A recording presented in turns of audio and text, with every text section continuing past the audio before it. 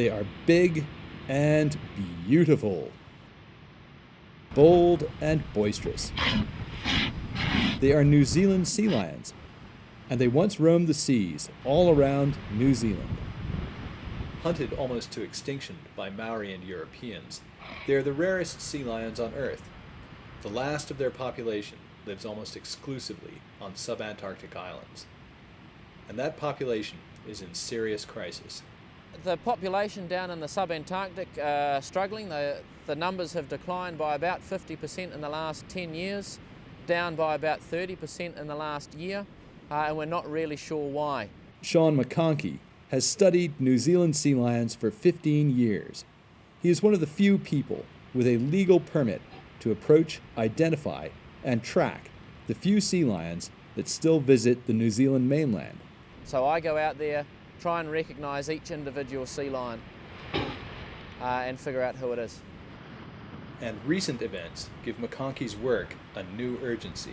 Down in the subantarctic at the main breeding colony at the Auckland Islands, this season pup numbers were down by about 30%. With only 12,000 New Zealand sea lions left, suddenly 1/3 of the adult females simply disappeared. The females just weren't there.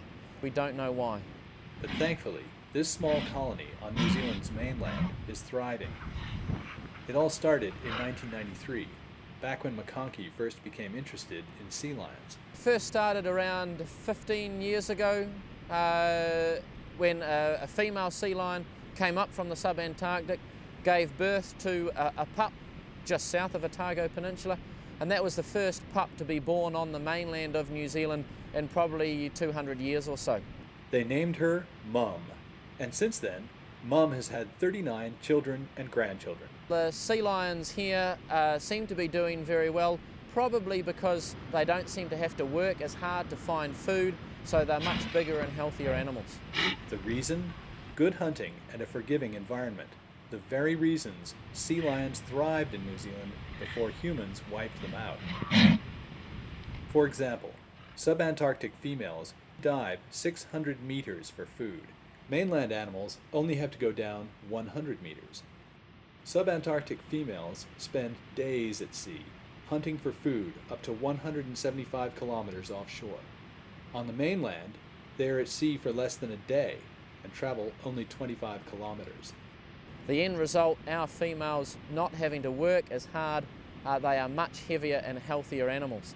They're going to be better able to combat any environmental stress, whether it be less food available, whether it be disease or anything else.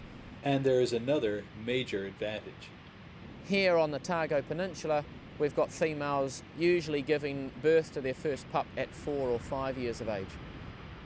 That's 2 years earlier than subantarctic females.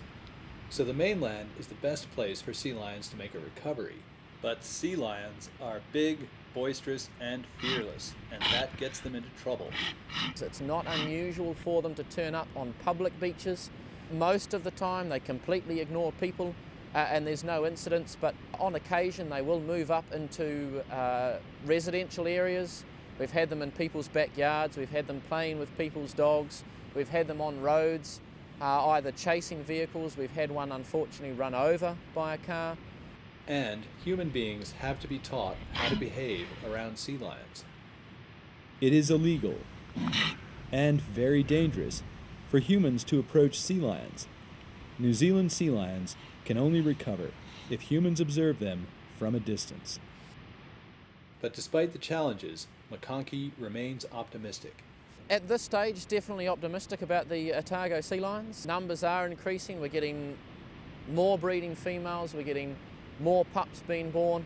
Still, with Antarctic females fast disappearing, McConkey remains wary. Yeah, the sea lion colony here at Otago Peninsula is still at a very vulnerable stage. While we are having pups regularly born here every year, it wouldn't take much for the females to disappear, only 7 or 8 breeding females. Because no other female has come up here and started breeding, who knows when that might happen again. So if anything happens to the few females that we have now, it could be all over.